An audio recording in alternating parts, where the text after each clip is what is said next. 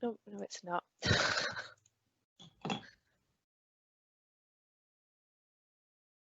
The meeting is now live.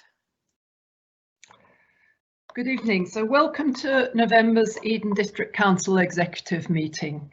So I'm Councillor Taylor and I'm the leader of Eden District Council. And before I start the meeting, I'd just like to hand over to Lisa Tremble, the Council's monitoring officer, to take us through some announcements. Thank you very much, Chair. This meeting is being hosted remotely as a result of the coronavirus pandemic, and regulations that were brought in via the Coronavirus Act 2020 allow us to do this. The various elements of the regulations are being complied with, in that it allows officers, members and members of the public to participate in their meetings, whilst our current rules of procedure continue to apply. This meeting is being live streamed and also is being recorded and will be available after this meeting. Just in relation to housekeeping for members, please, if you could please remember to keep your microphones on mute when you're not speaking, just to eliminate any background noise, and when you and please only speak when you're invited to do so via the chair. There is a chat function available in this meeting, but please only use it to indicate that you wish to speak or to indicate that there's a technical issue, at which point we will either try to sort the issue or adjourn the meeting to look into it further. Voting will be via unofficial recorded votes. When your name is called, please indicate verbally if you wish to vote for, against, or whether you wish to abstain from the motion. Thank you, Chair. Thank you very much. So I'd now like to introduce all the members of the committee, and I'd like to bring forward agenda item number 3, which is the declarations of interest. I'd like to bring that forward at the same time. So when I call your name, could you respond with present, and also any declarations of interest you may have. And we have an apology for absence from Councillor Greenwood. And does that need to be announced in a different way, or is that sufficient? That's sufficient, Chair. Thank you very much. So Councillor Derbyshire. Present and nothing to declare. Councillor Robinson. Present and nothing to declare. Councillor Ruddle. Present and nothing to declare. Councillor Sharp. Present and no interest to declare. Councillor Tonkin. Present and no interest to declare. And I'm Councillor Taylor and I have no interest to declare. So I'd also like to introduce the officers in attendance. We have Les Clark, Director of People and Place, Paul Sutton, Interim Director of Corporate Services, Lisa Tremble, Monitoring Officer, Amanda Yellowly, Strategic Lead Policy, Performance and Customer Services, Robert Doherty, Assistant Director Community Services, Vivian Little, Member Services Team Leader, and Nicola Baker and Karen Wyeth, Member Services Officers. So agenda item number 1, apologies for absence, I've dealt with that. Agenda item 2 is the minutes. So I'd like to propose that the public minutes E/38/10/20 to E/48/10/20 of the executive held on the 20th of October 2020 be confirmed and approved as a correct record of those proceedings. So if anybody has any corrections to the minutes, could you please indicate that in the chat function? And Mrs. Tremble, I don't think anybody has any. I think they would have mentioned it before. No, they have. Nobody wishes to. Okay. No. So please could I have a seconder for this?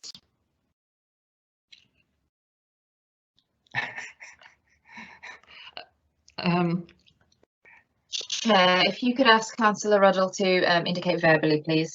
Okay, Councillor Ruddle. Chair, yes, I will second the minutes. Thank you very much. And Mrs. Tremble, please can we take a vote? We can, Chair. Councillor Derbyshire. For. Councillor Robinson. For. Councillor Ruddle, For. Councillor Sharp, 4. Councillor Taylor, 4. Councillor Tonkin. 4. Thank you. That is unanimous, Chair. Thank you very much. So agenda item 3 is declarations of interest, which we have dealt with. Agenda item 4 is questions and representations from the public, but there have been no questions or representations received from any member of the public. Agenda item 5, questions from members, and there have been no questions or representations received from any member. Agenda item 6, the corporate performance report from Q2, which is July to September 2020. And these matters fall into my portfolio, and so I'd like to introduce this report, the purpose of which is to provide a summary of progress against the revised corporate performance targets for this period, the 1st of July 2020 to the 30th of September 2020, and to inform the Executive and the Overview and Scrutiny Committee of any areas of concern or issues requiring attention and the remedial activity in place to deal with these. So this is the regular quarterly report, which incorporates the milestones from the corporate plan that was adopted by Council in November 19, subsequently reviewed and incorporating the recovery plan as a result of the global pandemic. And the style and format of this report, of these reports, has changed for this quarter. And this is a reflection of the comments received from the Overview and Scrutiny Committee on the 3rd of September 2020. And it's the officer admits unnecessarily, I think, that the format is not perfect, but it's an interim measure until we have a new performance management software in place. So currently the system is a manual one consisting of Word documents and spreadsheets, which does not lend itself to scrutiny or easy analysis.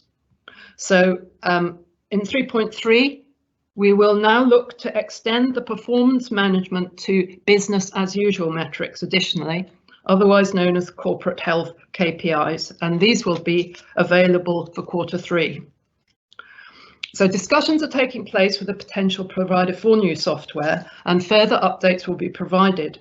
It's hoped that a new system will be fully operational for the new financial year. And this will help change the culture, with officers updating information as they go along, moving away from the current paper trail. It will also give us the ability to manage projects and individuals remotely.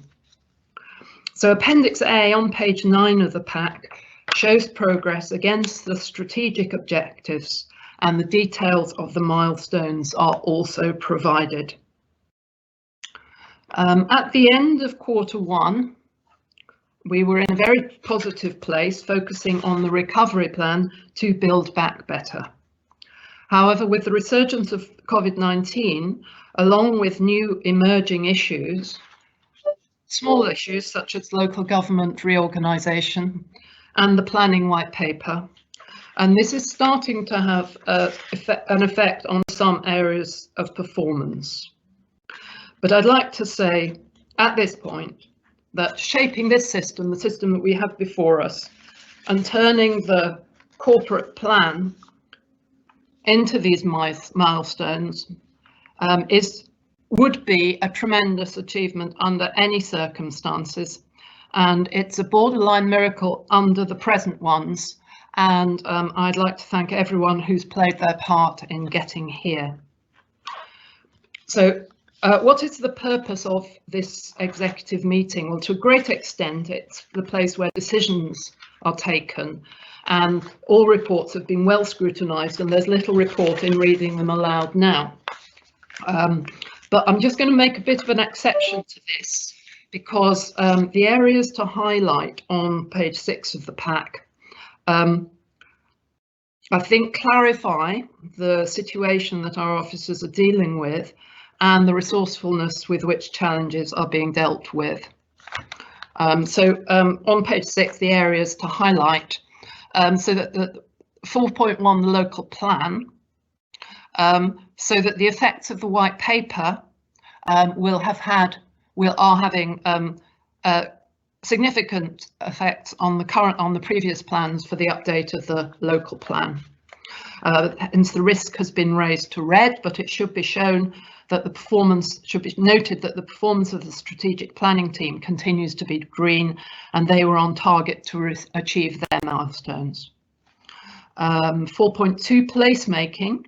This is showing amber, as staff resources have been diverted into dealing with issues related to the pandemic, such as business relief, supporting local businesses and community.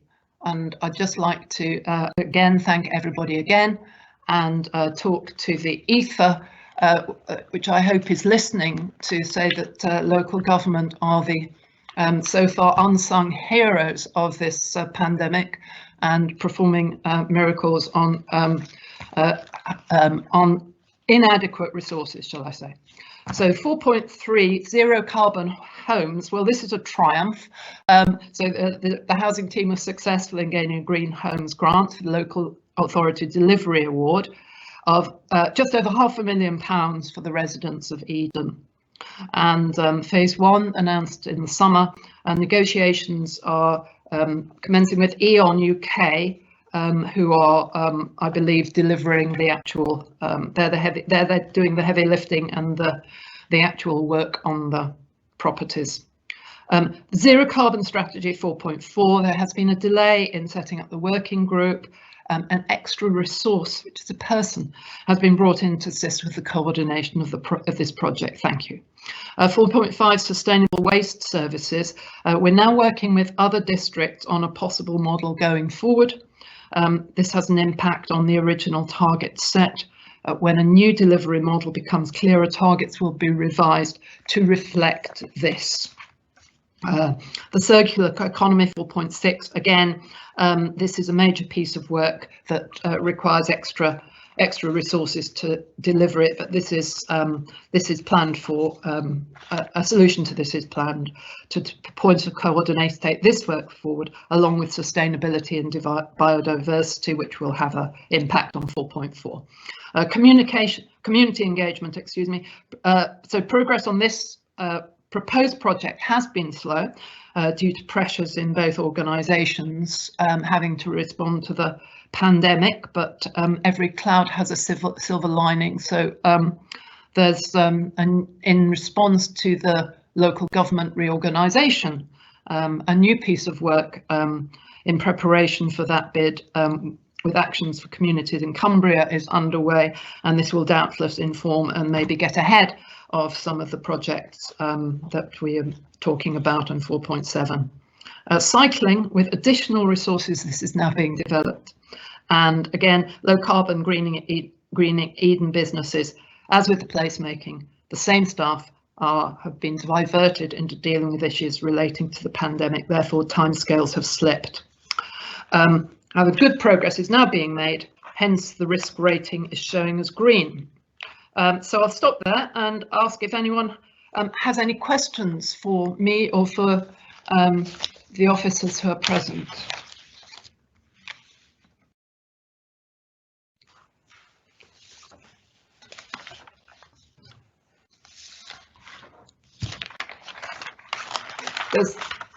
Do I take that as a no? Yeah, I haven't had any questions. Right, okay. Thank you. Sorry, I just moved my papers. So I'd like to propose this recommendation that this report be noted, together with the remedial action being taken to address areas of concern. So can I have a seconder for this motion? Councillor Sharp is happy to second this motion. Yes, please. I'd like to second this. Okay, so Councillor Sharp, thank you very much. And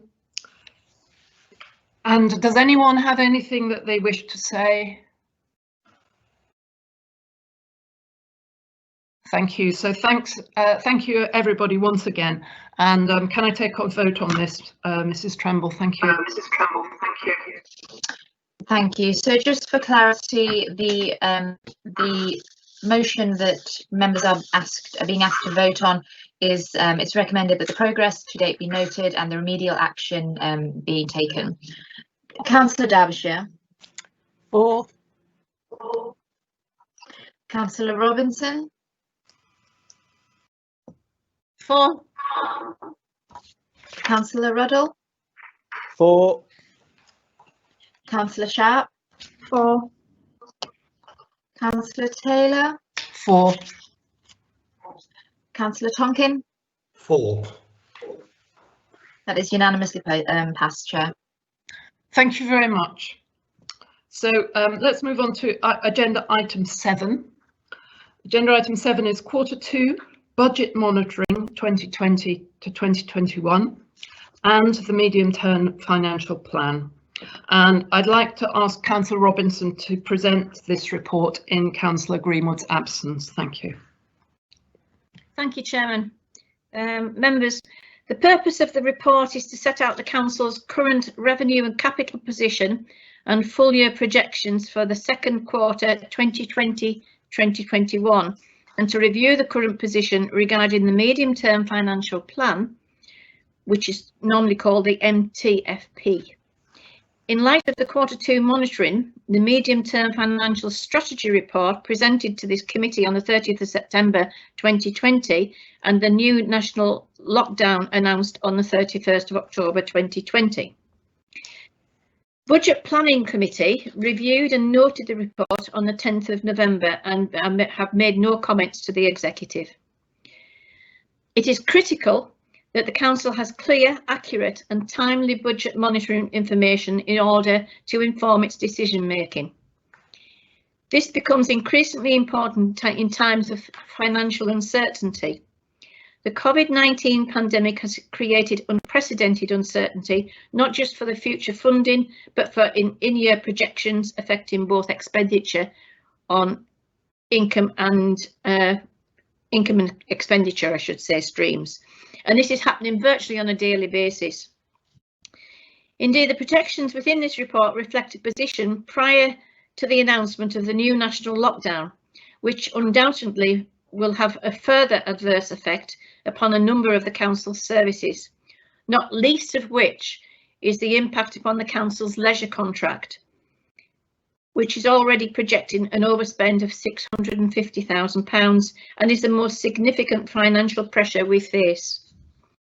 It's important to put the current projections into context and compare with the additional funding that has been provided by government so far.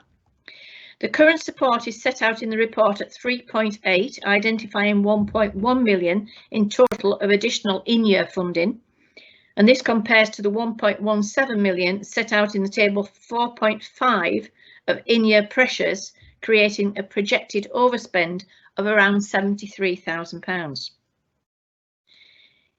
In normal circumstances, and at the point of writing this, it was felt to be a manageable position. However, the current national lockdown and lack of clarity as to how we exit this on the 5th of December, if indeed we do, mean we will need to keep an extremely close eye on monitoring over the coming months. This lack of clarity in the short term means making medium-term projections almost impossible.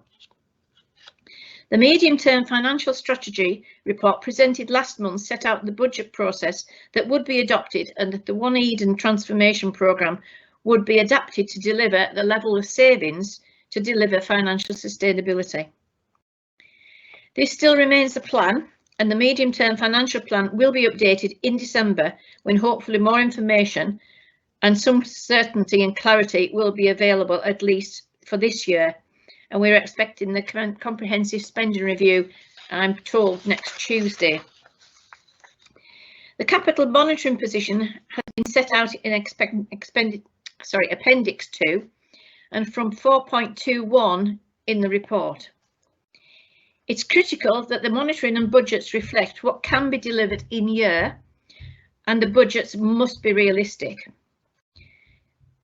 the chairman's already touched on the fact of slippage in the corporate plan, and exactly the same things happened in slippage of the resources available delivering the capital schemes. So the level of resources available for delivering has been affected, and this has resulted in reworking of the in-year programme, resulting in slippage of 1.9 million as set out in paragraph 4.24. Spend against the reprofiled budget is at 51%, in line with what would be expected at this point of the year.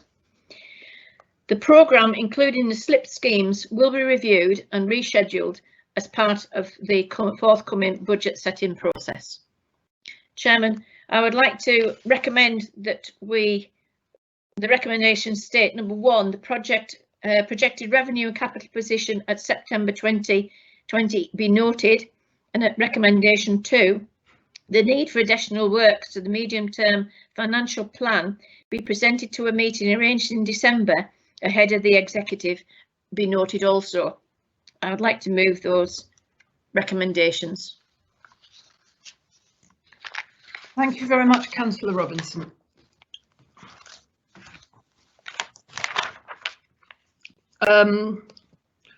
Does anyone have any questions?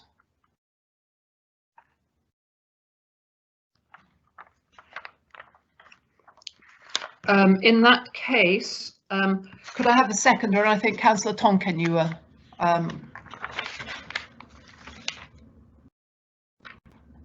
Councillor Tonkin, you got to unmute yourself. That's it.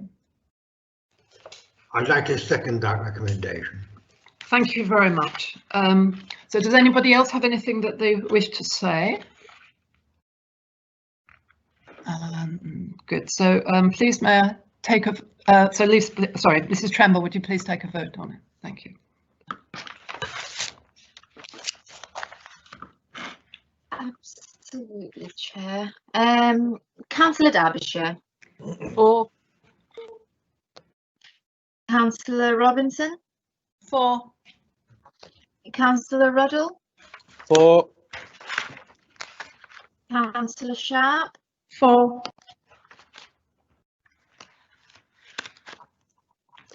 Councillor Taylor. For. Councillor Tonkin. For.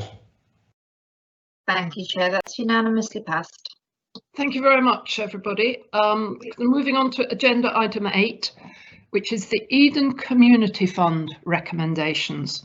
So this is in the communities portfolio, and so please, Councillor Sharp, will you present this report for us? Thank you. Thank you, Chair. So the purpose of this report this evening is to seek approval for the award from the Eden Community Fund of grants to 10 projects that are set out in Appendix A of this report. There's 2 recommendations that come with this. So the first one is that it's recommended that a grant from the Eden Community Fund is agreed for each of the 10 projects set out in Appendix A, which come to a total of £56,773, and that funding should not be allocated to the 4 applicants who were not successful. The second recommendation is it is also recommended that the wording of the Guide to the Criteria, Application Process and Conditions of Funding 2020 to 2021 be amended to clarify the eligibility criteria. The Eden Community Fund is the Council's community grant scheme. It was established to support and develop community initiatives within Eden District. A total of £110,000 was made available for the Eden Community Fund in this current financial year of 2020 to 2021. The Eden Community Fund panel held a virtual meeting via Skype on the 2nd of October to assess 14 applications against the set criteria and make recommendations for the award of grants. The partnership was chaired by myself as the community's portfolio holder, and the panel consists of representatives from Action for Communities in Cumbria, Penrith Action for Community Transition, Cumbria County Council, the Cumbria Constabulary and individual community representatives. So of the 4 applications that were considered during that meeting, 10 were recommended for funding, and after some very careful consideration by the panel, 3 were considered ineligible for funding. and one applicant was asked to reapply at a later date with a reworked application. All of the 10 recommended applications and their applicants have been checked to ensure that they meet the criteria for eligibility. The second recommendation at 3.7, this talks more in depth about this. So the Eden Community Partnership Panel would like to amend the section 3.1 of the Guide to the Criteria Application Process and Conditions of Funding 2020 to 2021 on the section of what will not be funded to specifically name the following exclusions: emergency response support organisations, including the air ambulance services like St John's and the mountain rescue services, and also some broadband projects. The panel did recognise the great value of all of these projects and services, but felt that it could set a precedent by funding those with and risking the finite resources that we have in the fund being overwhelmed, and then less funding being available to some smaller community groups. And the panel understood that alternative sources of funding were often available to these groups. I'd just like to take this opportunity to thank all of our community groups in Eden who all work extremely hard on projects and events for the residents in our communities. It really is very much appreciated, more so as we are responding to this pandemic. So I'd just like to say thank you to everybody for all of their hard work. So I'd like to put forward the 2 recommendations. The first one is that a recommended grant from the Eden Community Fund is agreed for each of the 10 projects set out in Appendix A to a total of £56,773, and that funding should not be allocated to the 4 applicants who were not successful. It's also recommended that the wording of the Guide to the Criteria Application Process and Conditions of Funding 2020 to 2021 be amended to clarify the eligibility criteria. Thank you. Thank you very much, Councillor Sharp. Does anybody have any questions? And Councillor Sharp has proposed these recommendations. Could I have a seconder for them, please? Councillor Taylor, Mary Robinson here. I'm happy to second that. Thank you very much. And anybody else have anything they wish to say? So can we take a vote on this? Mrs. Tremble, please. Thank you.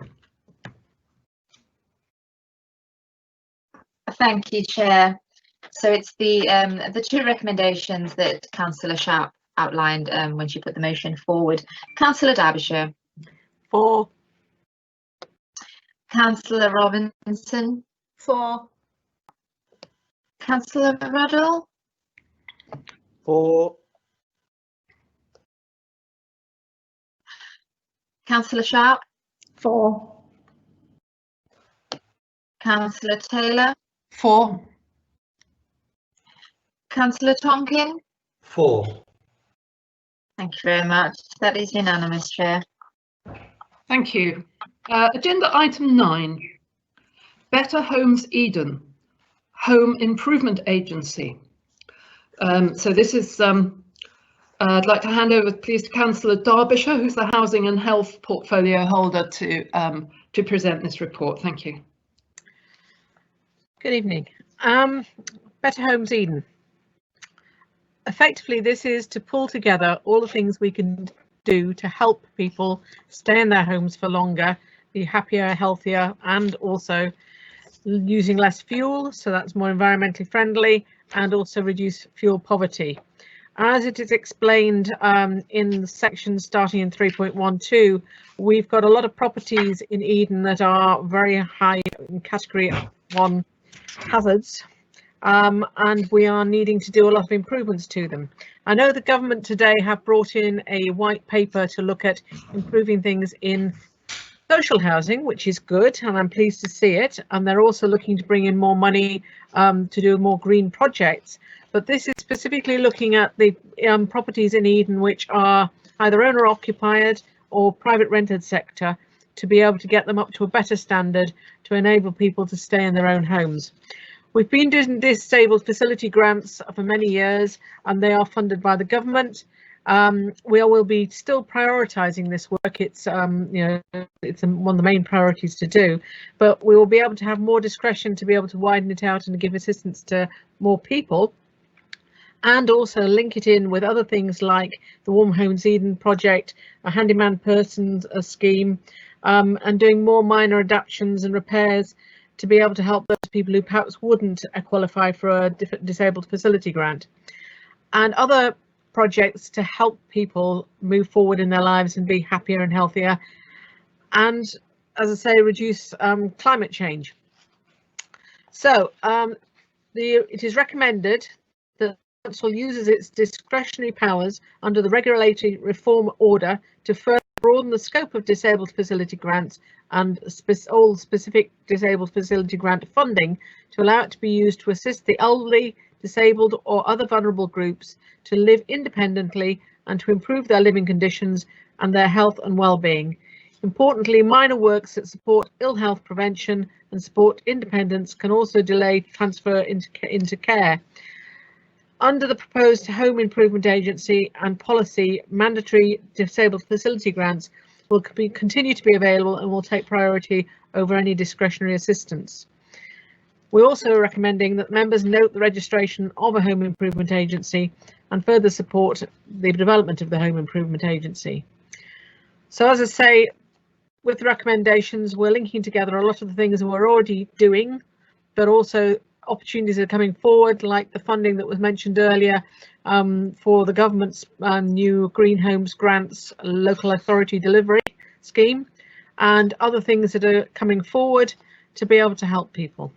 So I propose that we accept these recommendations.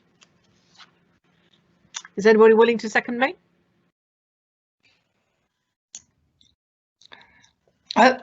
Yes, we will second you, Judith, but I have to ask if anybody has any questions first. Oh, sorry. And I do. The setting up of the HIA, has that happened already? Yes, we registered in November. Sorry, I am on thing. We registered it in November 2019, but I know from discussions with the Assistant Director over the previous 6 months, it was something we'd been planning to do, and we got it taken forward and formally put in place by November 2019. Right, thank you. Has anybody else got any questions? Sure. And I will second this proposal. Thank you. Thank you. Does anybody have anything further they wish to say or ask? So if not, could we proceed to the vote? Thank you, Mrs. Trember. Thank you, Chair. Councillor Derbyshire outlined the two recommendations that members are being asked to vote on. Councillor Derbyshire. 4. Thank you. Councillor Robinson. 4. Councillor Ruddle. 4. Councillor Sharp. 4. Councillor Taylor. 4. Councillor Tonkin. 4.